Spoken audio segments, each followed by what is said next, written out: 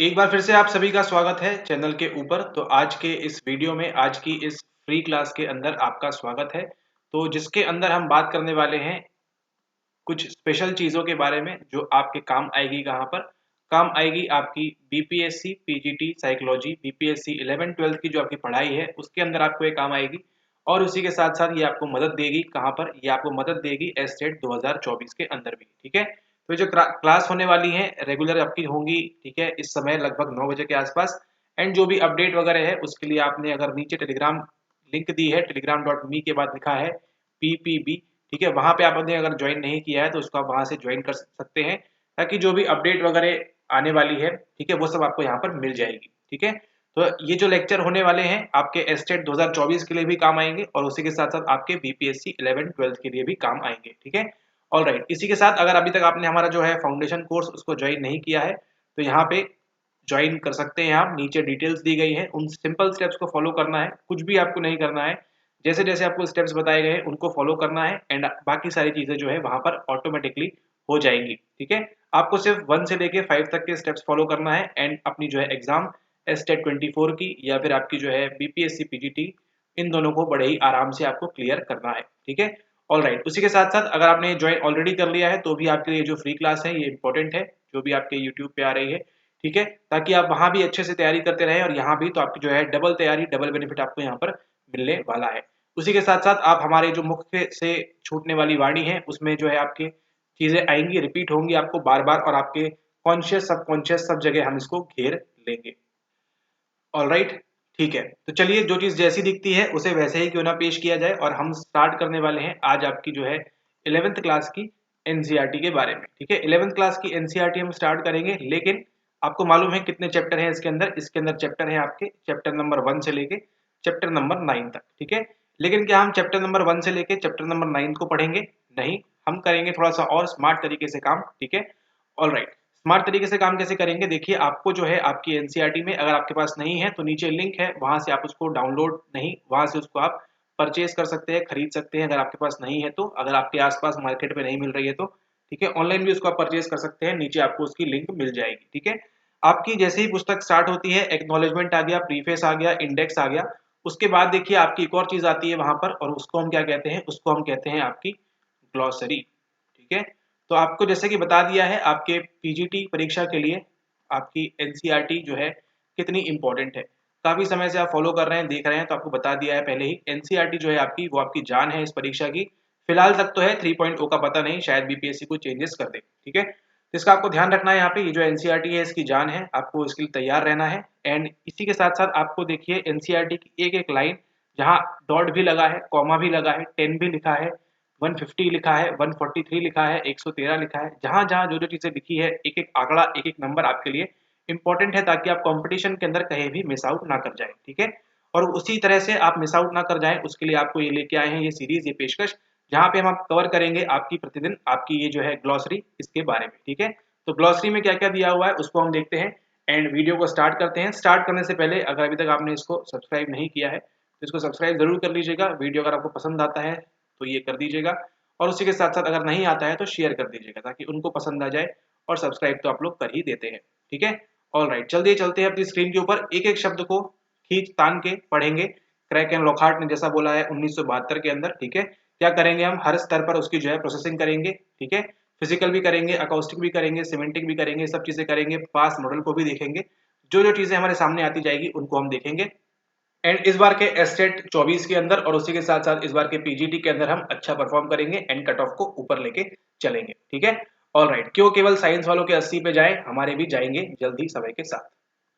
All right, तो ये जो आपको दिख रही है शब्दावली, ये आप भी पुस्तक खोलेंगे आपको भी मिल जाएगी एनसीईआरटी में। तो जो भी यहाँ बातें हो ही जा रही हैं उनको आप वहां पर लगे तो साथ साथ आप उसको नोट भी करते जाएं या अलग से नोट भी करते जाएं, जैसी आपकी इच्छा। ठीक है, शब्दावली देखिए कहाँ दी हुई है, सारी जो टर्म्स है, टर्मिनोलॉजी है, कहाँ पे दी हुई है? ये आपके एनसीईआरटी में दी हुई है, तो अलग से कहीं आपको भागने की आवश्यकता नहीं है। ठीक है, अगर आप सही चीजें पढ़ रहे हैं तो आपको अलग से कहीं भी जाने की आवश्यकता नहीं है। ठीक है, ऑल राइट। सबसे पहले स्टार्ट करेंगे, देखिए अंग्रेजी का पहला अक्षर ए किसकी बारे में बात कर रहा है? ये बात कर रहा है आपके एब्सोल्यूट थ्रेशोल्ड के बारे में। उसी के साथ साथ ये किसकी बात करता है? ये बात करता है आपकी निरपेक्ष सीमा के बारे में। सीमा क्या होती है? ये लाइन है ना? यहाँ पे क्या है? यहाँ पे इंडिया है और यहाँ पे क्या है? चाइना है। ठीक है, ये क्या है? ये इनकी एक सीमा है। ठीक इसी प्रकार से किसी उद्दीपक के पता लगाने की आवश्यक न्यूनतम तीव्रता। ठीक है, अगर कोई स्टिमुलस है उसको पता लगाने के लिए कि वहां पर वो अवेलेबल है या नहीं, उपलब्ध है या नहीं, उसको हम क्या बोलते हैं, उसको यहाँ पर हम बोलते हैं एब्सोल्यूट थ्रेशोल्ड। ठीक है, मतलब मान के चलिए ये क्या है, ये है आपका पानी का ग्लास या बर्तन जो भी है।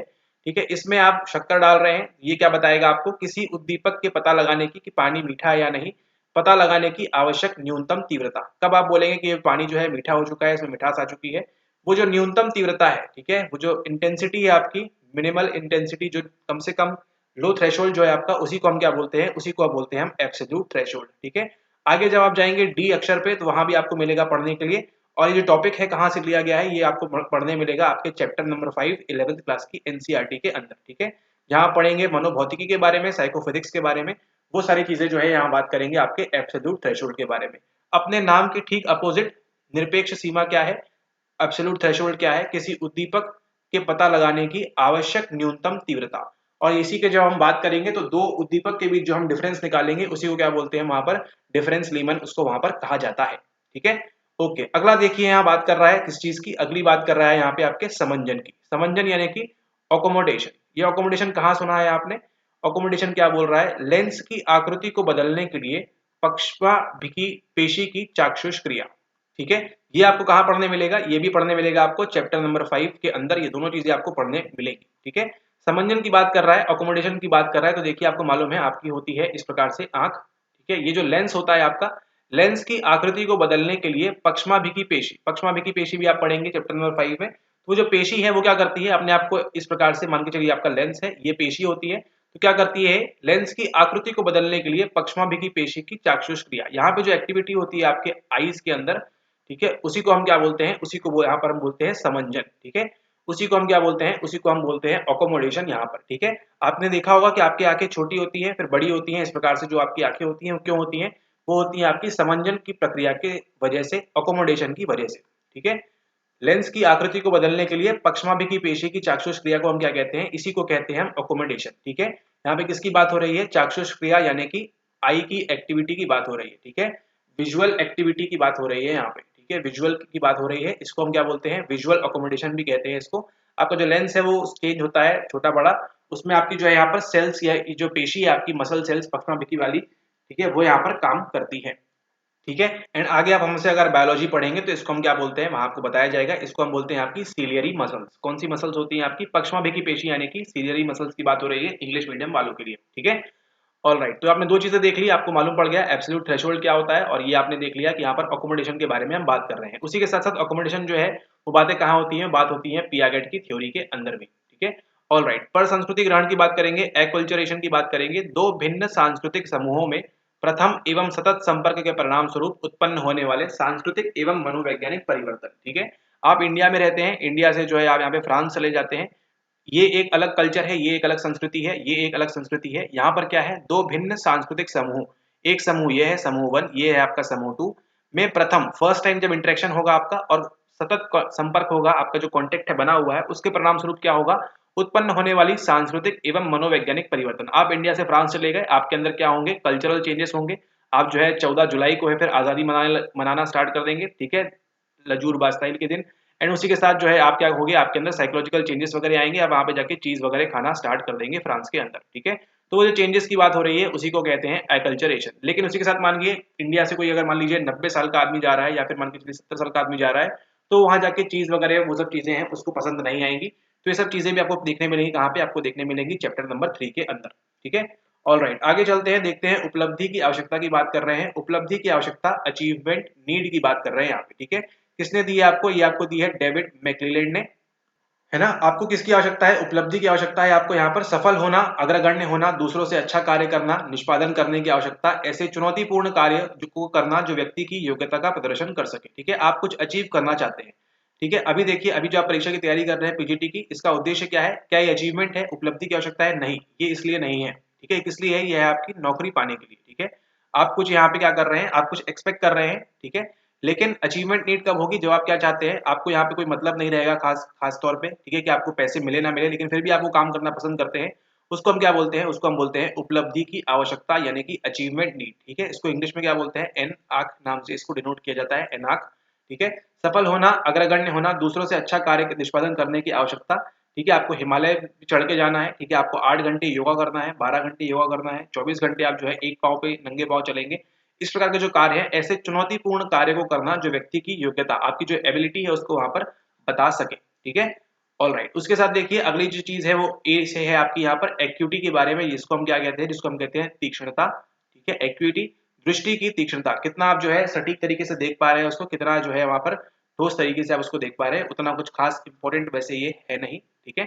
ऑलराइट, उसके बाद देखिए किशोरावस्था की बात आपके पीटीटी में आया है, उसी के साथ आपके एस्टेट में भी आया था लास्ट टाइम, ठीक है। सेम यहीं से आया था, यहीं से मतलब इन द सेंस आपकी एनसीईआरटी से। एडोलेसेंस की बात कर रहे हैं, किशोरावस्था में क्या होता है, बाल्यावस्था से वयस्क होने के पहले की विकासात्मक अवधि, ठीक है। आप जो है बाल्यावस्था में है, चाइल्डहुड में है, चाइल्डहुड से जो है आप यहाँ पे देखिए चाइल्डहुड है आपका, देन उसके बाद कहाँ पे आते हैं, आप आएंगे यहाँ पर एज अ एडल्ट, उसके बीच में जो है आपकी 12 से 16 वर्ष की, जहाँ पे आपके जो है पिट्यूटरी के जो नीचे है आपके हार्मोन्स वो बहुत एक्टिवेट हो जाते हैं, ठीक है। तब की बात हो रही है जो कि लगभग 10-12 वर्ष की उम्र से प्रारंभ होकर 18 से 22 वर्ष तक की उम्र तक विस्तृत है ना। अलग अलग जगहों पर अलग अलग हो सकता है, लेकिन 10 से 16-18 वर्ष तक हम मान के चलते हैं। आप कौन सी अवस्था में रहते हैं, आप किशोर अवस्था में रहते हैं। आप सेंसेशन वगैरह सीकिंग जो है यहाँ पर ज्यादा करेंगे, ज्यादा मैंने बताया हुआ है, ठीक है। और जो है आप खतरे वगैरह यहाँ पर ज्यादा आप लेते हैं और लेना पसंद करते हैं, ठीक है। उसी के साथ देखिए आपकी जो स्टेजेस वगैरह है वो भी पीछे पूछी जाती है। एडोलेसेंस में एरिक्सन की स्टेजेस क्या बोलती है, पियागेट की स्टेजेस क्या बोलती है, तो उसके बारे में भी आप ध्यान रखेंगे। ऑल राइट, आगे चलते देखते हैं एड्रेनलिन के बारे में बात कर रहे हैं, इसी को आप एपिनेफ्राइन और एपिनेफ्राइन के नाम से भी जानते हैं, ठीक है। एड्रेनलिन की बात हो रही है यहाँ पे, मानव शरीर का एक अत्यंत महत्वपूर्ण हार्मोन, ये क्या है, एड्रेनलिन जो है एक हार्मोन है, यहाँ ऐसा बोल रहे हैं एटलीस्ट, जो किसी को लड़ने, भागने या भयभीत होने की प्रतिक्रिया के लिए तैयार करता है, ठीक है। लड़ने, भागने या भयभीत होने की प्रतिक्रिया के लिए तैयार करता है। फ्लाइट एंड फाइट की जो हम बात करते हैं वो यही बात हो रही है। कौन सा हार्मोन है वहां पर, एड्रेनलिन जो आपका हार्मोन यहाँ पे दिया हुआ है, एनसीईआरटी में हार्मोन यहाँ पे लिखा हुआ है, ठीक है। ऑल राइट, उसके बाद देखिए ये आपका एड्रेनलिन है, कहाँ से निकलता है, कौन से निकलेगा, आपके कॉर्टेक्स से निकलता है या मेडुला से निकलता है, इसको आप यहाँ पर ध्यान रखेंगे, ठीक है। ये कहाँ से निकलता है आपके, ये आपके पिट्यूटरी से निकलता है, एड्रिनल ग्लैंड से निकलता है, इस टाइप के एमसीक्यू बन जाते हैं। अगला देखिए बोल रहे हैं आपको एड्रीनो कॉर्टिकोट्रोफिक हार्मोन, ठीक है। एड्रीनो कॉर्टिकोट्रोफिक हार्मोन जो है आपका एसीटीएच, अग्र पीयूष ग्रंथि द्वारा स्रावित एक हार्मोन जो एड्रिनल को उद्दीप्त करता है कि वह अपना कॉर्टिकोइड हार्मोन स्रावित कर सके, ठीक है। तो इस बात का आपको ध्यान देना है, यहाँ पे क्या बोल रहे हैं, यहाँ पे एड्रीनो कॉर्टिकोट्रोफिक हार्मोन अग्र पीयूष ग्रंथि। अब आपको समझ में आना चाहिए पीयूष ग्रंथि क्या है। पीयूष ग्रंथि आपकी जो है मास्टर ग्रंथि है, मास्टर ग्लैंड है। इसके दो भाग होते हैं, इसी के जो लटक के आते हैं इस प्रकार से, ये आपकी हो गई एंटीरियर पिट्यूटरी ग्लैंड एंड ये हो गया आपका पोस्टीरियर पिट्यूटरी, ठीक है। तो आपके एंटीरियर से जो निकलती है अग्र पीयूष ग्रंथि से द्वारा स्रावित एक हार्मोन है, वो कौन सा है आपका, एड्रीनोकॉर्टिकोट्रोफिक हार्मोन। तो अगर सवाल आएगा आपका एसीटीएच कहां से निकलता है, पोस्टीरियर या एंटीरियर से, तो वो निकलता है आपके अग्र पीयूष ग्रंथि से, ठीक है। उसका काम क्या है एसीटीएच का, इसी के साथ और भी निकलते हैं, जीएच निकलता है, एलएसएच निकलता है, ठीक है। और भी कई सारी चीजें निकलती है यहाँ पे। एक हार्मोन जो एड्रिनल को उद्दीप्त करता है, एड्रिनल को उद्दीप्त करता है कि वह अपनी कॉर्टिकॉइड हार्मोन को स्रावित करे। ऊपर से सिग्नल आएगा, कहां से सिग्नल आएगा, आपके ऊपर यहाँ पर पिट्यूटरी बनी हुई है इस प्रकार से, यहाँ सिग्नल आएगा और नीचे कहाँ बोलेगा, ये किडनी के ऊपर आपका एड्रिनल ग्रंथि है यहाँ पे, वहां पे बोलेगा उसको कि आप क्या करें, अपना जो कॉर्टिकॉइड हार्मोन है उसको वहां से आप उसको रिलीज करें, ठीक है। तो ये जो आपने टॉपिक्स देखे, ये वाला कहाँ मिलेगा आपको, थर्ड चैप्टर के अंदर आपको ये देखने मिलेगा, ऑलराइट। ओके, अब चलते हैं आगे। आगे बात करेंगे हम किसके बारे में, आगे हम बात करते हैं यहाँ पे आकाशीय परिप्रेक्ष्य के बारे में, यानी कि हम बात करते हैं यहाँ पे एरियल पर्सपेक्टिव के बारे में। अगेन देखिए सवाल लास्ट टाइम भी पूछा गया था आपके पीजीटी में, 2 बार से लगभग लगभग पूछ रहे हैं। एरियल पर्सपेक्टिव क्या है, गहराई के, अगेन कहाँ मिलेगा आपको, 5th चैप्टर में मिलेगा आई गेस, हाँ जी 5th में ही मिलेगा। गहराई के प्रत्यक्षीकरण के लिए डेप्थ परसेप्शन में काम आता है, ठीक है। डेप्थ परसेप्शन में काम आता है, दो प्रकार के होते हैं, एक होता है मोनोक्यूलर, दूसरा होता है आपका बाइनोक्यूलर, ठीक है। प्रत्यक्षण के लिए कौन सा है, एक नेत्री संकेत है, यानी कौन सा आएगा आपका मोनोक्यूलर क्यू है ये वाला, जो विभिन्न वायुमंडलीय परिस्थितियों के अंतर्गत वस्तुओं की सापेक्षिक स्पष्टता को व्यक्त करता है। निकट की वस्तुएं सामान्यतः सूक्ष्म विशेषताओं के साथ अधिक स्पष्ट होती है, जबकि दूर की वस्तुएं कम स्पष्ट होती हैं, ठीक है। तो ये आपको पढ़ने मिलेगा, डायग्राम दिया हुआ है आपके एनसीईआरटी में, तो इसको आप पढ़ेंगे अच्छे से आकाशीय परिप्रेक्ष्य के बारे में, ठीक है। ओके, अगला देखिए, अगला बोल रहा है अभिवाही तंत्रिका कोशिका, दो प्रकार की होती है अभिवाही, एक होती है अपवाही। एफेरेंट न्यूरॉन, ठीक है, सूचना भेजने की प्रक्रिया में लगी हुई तंत्रिका कोशिकाएं। अब यहाँ पे देखिए केवल इतना लिखा हुआ है, सूचना भेजने की प्रक्रिया में लगी हुई तंत्रिका कोशिकाएं, लेकिन कौन कहां से भेज रहा है ये यहाँ पे नहीं दिया हुआ है, ठीक है। तो यहीं पे कौन आता है एक्शन में, यहीं पर आता है एक्शन में आपका यहाँ पर फाउंडेशन कोर्स, ठीक है। ऑलराइट, तो थोड़ा सा प्रमोशन था यहाँ पे, लेकिन देखिए एफेरेंट क्या होता है, एफरेंट न्यूरॉन क्या करता है आपका यहाँ पर अभिवाही जो है यहाँ पर क्या करता है, आपकी जो इन्फॉर्मेशन है भेजने की प्रक्रिया में लगी हुई तंत्रिका कोशिकाएं, मतलब ये न्यूरॉन तो है, ठीक है, न्यूरॉन तो है, लेकिन किस टाइप का न्यूरॉन है ये वैसा न्यूरॉन है जो आपके सेंसरी रिसेप्टर्स से होते हुए कहाँ जा रहा है, आपके ब्रेन के पास जा रहा है। ये हो गया आपका एफरेंट। एंड जस्ट इसका अपोजिट होता है आपका अपवाही, यानी कि ई आ जाएगा वहां पे। एफरेंट वो क्या करता है, आपके ब्रेन से आपके मसल्स में और वहां पे जाता है, वहां पे आगे सिग्नल्स देता है, ठीक है। ऑल राइट, उसके बाद देखिए उत्तर प्रतिमा की बात करें, आफ्टर इमेज की बात करें यहाँ पर। आफ्टर इमेज क्या है, वह बिंब जो किसी उद्दीपन के खत्म हो जाने या दूर हो जाने के बाद भी बना रहता है। अगर आप इस वीडियो को ध्यान से देख रहे थे अभी तक, तो देखिए आपका यहाँ पे ऐसा लग रहा होगा कि अभी भी उस प्रकार की जो ग्लॉसरी है वो यहाँ पे लिखी हुई है, ठीक है। इसी को हम क्या बोलते हैं, इसी को हम बोलते हैं आफ्टर इमेज, ठीक है। इसी को क्या बोलते हैं हम, इसी को बोलते हैं आफ्टर इमेज, यानी कि उत्तर प्रतिमा, ठीक है। इसको हम क्या कहते हैं, इसको हम कहते हैं आपकी आफ्टर इमेज। वह बिंब एक ऐसी इमेज जो किसी उद्दीपन के खत्म हो जाने, यहाँ पे उद्दीपक बना हुआ था, खत्म हो गया, फिर भी क्या है, हमको लग रहा है कि यहाँ पे वो अभी भी अवेलेबल है, हमारे पास है, ठीक है। ऑल राइट, उसके बाद देखिए पूर्ण या शून्य नियम की बात कर रहे हैं, ऑल और नन लॉ की बात कर रहे हैं। इस नियम के अंतर्गत क्या होता है, इस नियम के अनुसार एक तंत्रिका कोशिका किसी उद्दीपन के प्रति या तो अपनी पूरी शक्ति के साथ प्रतिक्रिया करेगी अथवा बिल्कुल ही प्रतिक्रिया नहीं करेगी। आपका देखिए पीजीटी में सवाल आ सकता है, सेम आ जाएगा सवाल, ऐसे ही आप जो है यहाँ वहां ऊटपटांग चीजों में लगे रहेंगे, ठीक है। ऑल और नन प्रिंसिपल क्या होता है, ये आपको डेफिनेशन दे देगा और पूछ लेगा यहाँ पे कौन सा प्रिंसिपल दिया जा रहा है, ठीक है। तो कोई भी न्यूरॉन जो है या तो फायर करता है या तो फायर नहीं करता है, ठीक है। कोई भी न्यूरॉन या तो फायर करेगा या फिर नहीं करेगा, ठीक है। मतलब इसको आप ऐसे समझिए कि यहाँ पर देखिए, यहाँ पे मान के चलिए एक रॉकेट है, ठीक है, ये बना देते हैं, ये हो गई शीशी, यहाँ पे ये इस प्रकार से मान के चलिए, ये जो है आपके दिवाली का एक रॉकेट है, ठीक है। ये रॉकेट में आपने यहाँ पे क्या किया, यहाँ पे आपने आग लगा दी, यहाँ पे, ठीक है, यहाँ पे आपने माचिस से आग लगा दी। तो अब देखिए क्या होता है, वो जो ये जो मान के चलिए जो बाती यहाँ पे लगी हुई है, ठीक है, जो निकल के आया है ऐसे, आपने आग लगाई तो क्या होता है, धीरे धीरे धीरे धीरे जलता है। तो आप समझ नहीं पाते, ये बीच में कभी कभी आके रुक जाता है, ठीक है।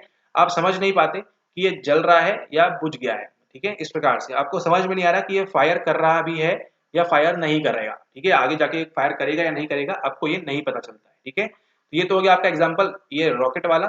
अब उसी के साथ देखिए आप घर में जो आप इस्तेमाल करते हैं वो क्या है, वो है आपका ये चूल्हा, ठीक है। चूल्हे के जलाने के लिए आप देखिए आप इस्तेमाल करते हैं किस चीज का, माचिस का भी करते हैं, तो देखिए लाइटर का भी आप इस्तेमाल करते हैं, ठीक है। तो लाइटर से देखिए जो निकलती है उस टाइप की स्टोव, जो गैस गैस नहीं, जो लाइट निकलती है, ठीक है, वो क्या करती है, वो या तो जलेगी या फिर वो आपको नीला नीला ऐसा आपको दिखेगा इस प्रकार से, ठीक है। इस प्रकार से आपको नीली नीली लाइट दिखेगी या तो बिल्कुल भी नहीं दिखेगी, ठीक है। यही इस प्रकार से जो काम करता है, क्या करता है, आपके न्यूरॉन करता है, ठीक है। ठीक इसी प्रकार से माचिस को भी लीजिए, माचिस को जैसे ही आप जलाएंगे तो ऐसा नहीं होता, माचिस कभी या तो थोड़ी सी जल रही है या बुझ गई है, ठीक है, या तो वो जलती है तो कंप्लीट जलेगी या तो फिर बिल्कुल भी जलेगी ही नहीं अगर वो माचिस गीली हो चुकी है तो, ठीक है। यही क्या होता है आपका, यही होता है आपका ऑल और नन प्रिंसिपल। या तो न्यूरॉन जो है फायर करेगा, ठीक है, उसको क्या चाहिए, इंटेंसिटी चाहिए, वह -55 डिग्री के ऊपर थ्रेशोल्ड उसका आ जाएगा, तो वहां पे नॉट डिग्री वोल्ट के अंदर अगर वहां पे आ जाएगा तो क्या करेगा, फायर के लिए स्टार्ट हो जाएगा, +30 पहुंचेगा, पोलराइज होगा एंड देन फिर हाइपर पोलराइज होके यहाँ पे जो है नॉर्मल स्टेट पे आ जाएगा। लेकिन उसके लिए क्या चाहिए, उसको फायर होना जरूरी है, ठीक है। तो आपका जो न्यूरॉन है किस पे काम करता है, वो काम करता है ऑल और नन प्रिंसिपल के ऊपर, इसको आप यहाँ पर ध्यान रखेंगे। उसके बाद देखिए यहाँ दिया हुआ है, ये भी आपको कहाँ देखने मिलेगा, आपको देखने मिलेगा 3rd चैप्टर के अंदर, ठीक है, जहां आप न्यूरॉन वगैरह के बारे में पढ़ेंगे वहां पे आपको ये दिया रहेगा। उसके बाद देखिए अगला आपको बोल रहे हैं, यहाँ पे अगला बोल रहे हैं आयाम के बारे में, यानी कि एम्पलीट्यूड के बारे में। इस पे सवाल बनने की संभावना है, इसको आप ध्यान रखें, अभी तक नहीं पूछा गया इस प्रकार की चीजें, ठीक है। ओके, आयाम क्या बोल रहा है, आयाम बोल रहा है यहाँ पे, आयाम आयाम ध्वनि तरंगों में, ठीक है, जो अपनी वेव्स है, साउंड वेव्स की बात कर रहा है, ठीक है, साउंड वेव्स आधार रेखा से प्रत्येक सिंसोडायल तरंग के शीर्ष की तरफ तक की दूरी ईईजी मापन में कहाँ देखने मिलती है आपको, ईईजी में, इलेक्ट्रोएन्सेफलोग्राफ मापन में, ईईजी अभिलेख रिकॉर्ड्स में अधिकतम और न्यूनतम वोल्टेज से दूरी ये शो करती है वेव्स इस प्रकार की। प्रत्येक मामले में सामान्यतः तीव्रता के माप के रूप में इसका उपयोग होता है। चैप्टर पढ़ेंगे आप ये वाला सेंसरी सिस्टम के अंदर आप पढ़ेंगे, जब आप पढ़ेंगे किसके बारे में, आप पढ़ेंगे वहां पे ध्वनि के बारे में, ईयर के बारे में, जब आप पढ़ेंगे आपको वहां पर ये देखने को मिलेगा, वहां पे इसको ध्यान से पढ़िएगा, इसका आप ध्यान रखें, ठीक है। ऑलराइट, उसके बाद देखिए अगेन बात कर रहे हैं यहाँ पे किसके बारे में, बात कर रहे हैं एमिगडाला के बारे में। गलतुंडिका बादाम के आकार के दो तंत्रिका गुच्छ जो उपवलकुटीय तंत्र के घटक है तथा संवेगों से जुड़े होते हैं, इमोशन से जुड़ा हुआ है, किसका घटक है, उपवलकुटीय तंत्र का, यानी कि आपकी जो लिम्बिक सिस्टम है उसका यहाँ पर ये जुड़ा हुआ है, ठीक है, लिम्बिक सिस्टम से आपके जुड़ा हुआ है, इसको आप यहाँ पर ध्यान रखें। उसके बाद देखिए आपका यहाँ दिखा हुआ है जीववाद, एनिमिज्म की बात कर रहे हैं। अभी देखिए इसीलिए ऊपर वाला जो है सारे अच्छे काम नहीं करता, इसलिए जो है हम लोगों को, हमारे ऐसे लोगों को जो है भेज देता है। अब यहाँ पर देखिए आप पढ़ के जाते हैं ऐसे, और ये जो है गलत लिखा हुआ है, पूरा गलत नहीं लिखा हुआ है, तो इसलिए देखिए आपको जो लेक्चर काम आने वाला है, यहाँ पे लिखा हुआ है पूर्ण संक्रियात्मक नहीं, यहाँ पे पूर्व होना चाहिए था। ठीक है, जो आप देखते हैं sensory motor pre operational stage में आपको देखने मिलता है जीववाद के बारे में, एनिमिज्म के बारे में। ठीक है, पूर्ण संक्रियात्मक नहीं, चिंतन नहीं है, यहाँ पे कौन सा है, पूर्व संक्रियात्मक चिंतन का एक पक्ष या विश्वास की निर्जीव वस्तुओं में जीवन जैसे गुण होते हैं और वे कार्य करने में सक्षम है। आपने देखा होगा छोटे बच्चे क्या शो करते हैं, ये शो करते हैं ना, अगर कुर्सी से गिर जाते हैं तो कुर्सी को बोलते हैं आपको लगा तो नहीं, अगर कुर्सी गिर जाती है, बोतल गिर जाती है, तो उनको देखते हैं कि उनको लगा तो नहीं है। ठीक है, आपको ध्यान देखना है, अलर्ट देना है कि आपके देखिए ऐसा नहीं है कि किताबों में मिस्टेक नहीं होती, आपके एनसीईआरटी में भी आपके जो है भर भर के मिस्टेक्स हैं। ठीक है, तो आपको ध्यान रखना है कि आप उन मिस्टेक्स को ना पढ़ के आप चले जाएं। ठीक है, आपको 4-5-10 आपको मिस्टेक्स मिल जाएंगी इन बुक्स के अंदर भी। ठीक है, ऑलराइट, इसलिए जो है अच्छे लेक्चर्स देखना, अच्छी चीजें फॉलो करना जरूरी होता है। अगला देखिए एंग्जाइटी, है ना, आपको ये गलत बता दिया, आपको क्या आ गई, एंग्जाइटी आ गई, दुश्चिंता आ गई। डोंट वरी, आपने सब्सक्राइब किया हुआ है तो टेंशन की बात नहीं है। पूर्व कथनीय शरीर क्रियात्मक परिवर्तनों के साथ आशंका अथवा भय की सामान्य अनुभूति। अब यह समझाने की आवश्यकता नहीं है कि एंग्जाइटी होती क्या है। ठीक है, सबको मालूम है दुश्चिंता क्या है, चिंता हो रही है हमको, एग्जाम आने वाला है, पास होंगे नहीं होंगे, एंग्जाइटी है। ठीक है, ऑल राइट। उसके बाद देखिए अगला यहाँ पे उपागम उपागम द्वंद की बात कर रहे हैं। ठीक है, अप्रोच अप्रोच कॉन्फ्लिक्ट, कई सारे कॉन्फ्लिक्ट हैं यहाँ पे। अप्रोच अप्रोच में दो समान प्रिय या इच्छित लक्ष्यों के बीच चयन का द्वंद, या तो आपको घूमने भी जाना है और आइसक्रीम भी खाना है, क्या करें क्या ना करें। ठीक है, ये क्या है आपका अप्रोच अप्रोच कॉन्फ्लिक्ट। उपागम परिहार द्वंद, अप्रोच अवॉइडेंस कॉन्फ्लिक्ट, किसी स्थिति के कारण उत्पन्न द्वंद जिसमें जिसके सकारात्मक और नकारात्मक दोनों ही पक्ष हैं, वह व्यक्ति जो समान लक्ष्य द्वारा विकर्षित एवं आकर्षित है, मतलब उसको करना है क्या है, उसको जाना है मूवी देखने के लिए भी और पैसे भी खर्च नहीं करना चाहता है। ठीक है, इस प्रकार की बातें हैं, दुविधा की अनुभूति का प्रदर्शन करता है। अरे सबसे बढ़िया उदाहरण आपको जो है, ये तो देखिए आपको याद रहेगा, उपागम परिहार द्वंद का एग्जांपल, आपको जो है फाउंडेशन कोर्स ज्वाइन तो करना है, लेकिन आपको जो है नेगेटिव पैसे भी खर्च नहीं करना है। ठीक है, all right, don't take it otherwise, just example के लिए था ये। ठीक है, अब नहीं भूलेंगे आप उपागम परिहार द्वंद को, अप्रोच अवॉइडेंस को आप यहाँ पर नहीं भूलेंगे। ऑल राइट, ओके, आगे देखिए, आगे बात कर रहे हैं अराउजल के बारे में। अराउजल जो है उद्वेलन शरीर की क्रियात्मक अवस्था है। ठीक है, आपकी बॉडी अराउज होती है, भाव प्रबोधन, ठीक है, या उद्वेलन अराउज फील करते हैं, उद्वेलन शरीर की क्रियात्मक अवस्था है। ठीक है, अराउज्ड आप हो सकते हैं साइकोलॉजिकली भी, फिजिकली भी, दोनों प्रकार से हो सकते हैं ना। आप झूले वगैरह में बैठे हैं तो देखिए पेट में आपको जो है एकदम अराउज फील होता है, उसी की बात हो रही है यहाँ पर। ठीक है, भाव प्रबोधन आप शो करते हैं, उद्वेलन शो करते हैं। उसके बाद देखिए ये है आज का लास्ट, ठीक है, पेज नंबर 1 कंप्लीट किया है हमने। यहाँ पे क्या बोल रहे हैं, यहाँ पे बोल रहे हैं आपसे आर्टिफिशियल इंटेलिजेंस के बारे में। ठीक है, आर्टिफिशियल इंटेलिजेंस क्या है, कृत्रिम बुद्धि क्या है। आर्टिफिशियल इंटेलिजेंस एआई यह क्षेत्र मशीनों की निर्मिति जैसे कंप्यूटर से संबंध है, जो कि जटिल काम करती है, जिसके लिए पहले मानव बुद्धि की आवश्यकता समझी जाती थी। मतलब आज जो काम ह्यूमंस करते थे पहले, है ना, उसकी जगह आज हम किसको ले आए हैं, आज हम ले आए हैं यहाँ पर कंप्यूटर्स को। ठीक है, मतलब अब जो कंप्यूटर्स हैं वो काम करेंगे किसके लिए, ह्यूमंस के लिए। देखिए कितना सारा काम जो है एआई की वजह से आने की वजह से, जो देखिए एआई वगैरह चैट जीपीटी वगैरह आ चुका है। ठीक है, और भी कई सारे टूल्स आ चुके हैं, जिसकी वजह से क्या हो गया, मानवों की जो है धीरे धीरे जो है रोबोट्स वगैरह बनना स्टार्ट हो गए हैं एआई की मदद से, है ना। एलेक्सा वगैरह, गूगल, वो जो है लड़की बोलती है गूगल पे मैप्स में, वो सब क्या है, वो सब आपके एआई के द्वारा काम किया जा रहा है। ऑलराइट, ओके, तो इसी के साथ ये देखा आपने आज पेज नंबर 1 के बारे में, आपकी जो ग्लॉसरी है उसका हमने पेज नंबर 1 कवर किया काफी अच्छे तरीके से। कुछ बातें आपने सीखी, नोट की, है ना, जो आपके काम की लगी होंगी उनको आपने नोट किया। एंड इसी प्रकार से हम मिलेंगे कल, जहां हम देखेंगे सेकंड नंबर पेज में ए के कुछ बच गए हैं, फिर हम स्टार्ट करेंगे बी को, है ना। ऐसे करते करते ए से लेके जेड तक आपकी कंप्लीट तैयारी हम कर लेंगे एनसीईआरटी की समराइज्ड वे में यहाँ पर आपकी। ठीक है, तो जिससे आपको जो है फायदा मिलेगा। जब आप क्या करेंगे, इसके बाद जब आप रीडिंग करेंगे तो आपको जो बातें हैं, आवाज जो है वो गूंजेगी। ठीक है, आपको इको मिलेगा, इको मिलेगा तो वहाँ पे कौन सी वेव्स देखने मिलेंगी आपको। ठीक है, और जो कहाँ पे रिकॉर्ड होती हैं, ईईजी में भी रिकॉर्ड की जाती हैं। ठीक है, ऑल राइट, तो ये सब चीजें आपको देखने मिलेंगी यहाँ पर। मिलते हैं आपसे कल, ठीक है, ठीक इसी समय, जो हम करेंगे सेकेंड नंबर पेज से आगे हम कर रहे हैं आपकी एनसीईआरटी 11th क्लास की आपकी जो ग्लॉसरी है उसको यहाँ पे कंप्लीट किया जा रहा है। ठीक है, तो एक एक शब्द, एक एक चीज जो है आपके लिए इंपॉर्टेंट है, इसको यहाँ पर आप ध्यान रखें। ठीक है, सारी चीजें जो है इंपॉर्टेंट है, काम आएगा आपके एस्टेट के लिए भी, और उसी के साथ काम आएगा कहाँ पे, आपके पीजीटी के लिए भी। ठीक है, इसी के साथ वीडियो को समाप्त करते हैं, तब तक के लिए धन्यवाद।